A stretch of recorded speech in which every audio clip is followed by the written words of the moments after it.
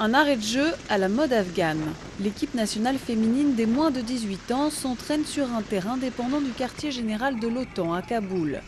Ici, l'effort de guerre l'emporte sur le sport, mais cela n'altère en rien l'enthousiasme des joueuses.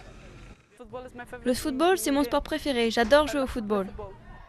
Pourtant, ces joueuses ont dû braver d'autres obstacles que des hélicoptères sur leur terrain de jeu pour pouvoir s'adonner à leur passion. Sous le régime taliban, il était interdit aux femmes d'exercer toute activité sportive et publique. Même aller à l'école était considéré comme une activité strictement masculine.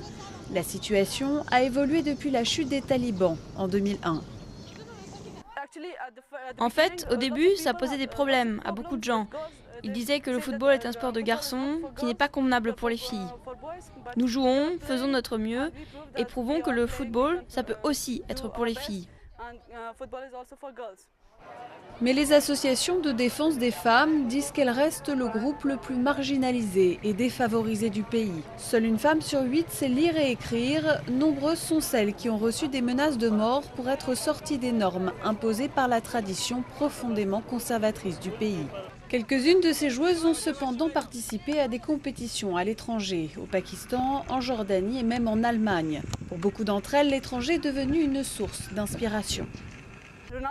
Ronaldinho est mon joueur préféré. C'est pour ça que j'aime le Brésil.